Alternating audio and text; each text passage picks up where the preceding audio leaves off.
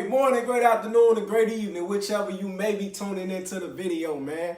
I'm back, and this week we're talking about energy again. So last week we talked about energy in a home environment. This week I'm going to talk about energy as we shift over to school or as we shift over to work. Whichever may apply to you, if both apply to you, then use it as you wish, all right? So last week we talked about that home energy, that home environment energy, and how it affects you. And the reason why it affects you is because your energy at home is the first energy. That's the foundation of all of your energies. The energy you have at home affects energy you have everywhere else. So as you go to school and as you go to work, I want you to ask yourself, what type of energy are you leaving? The way you're going to know what type of energy are you leaving is, how many do people want to be around you when you're at work? Do people want to be around you when you're at school? Do people want to be around you? And if people always want to be around you, that means the energy that you pushing off, the energy that you giving out is contagious. It's so contagious, they want it. They want it. Your energy is so contagious that everybody wants to soak it in. But what I need you guys to do is to really think.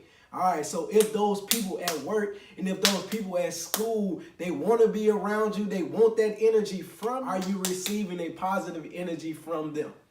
Well, that's what I mean. As you give your energy away to those things while you're at work and while you're at school, do those people or do those things give you back positive energy? Does it give you back positive energy? That's what I want you to ask yourself. Do those things around you reciprocate that energy? Is it a mutual relationship? Is it a mutual feeling that you have while you're at work and while you're at school? And if it's not, you got to go back, just like we did last week, and start to ask yourself, if while I'm at work or while I'm at school, I feel every time I hang out with X, Y, and Z, I'm always feeling sad afterwards, or I'm always feeling mad afterwards, or I always feel drained of my energy or of anything. Like I've always feel worse than when I started, when I go with this person, or when I do this thing at work, when I have to go in a meeting and when I have to address my boss at work, it always drains my energy. You need to really start to think about those things and really think about the things that take your energy away. Now, there will be some things that you cannot control and you're going to have to give your energy to. Like if you work and you don't have a choice, you have to go to work. Okay, you're going to have to sacrifice some energy there. But you need to start really to think about, is that a place that I want to be long term?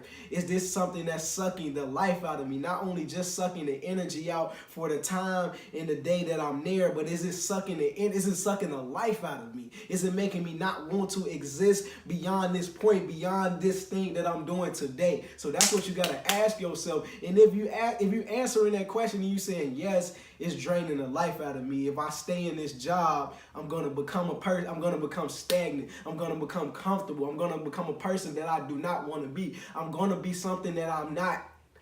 Then you have to figure out your way of getting out of that.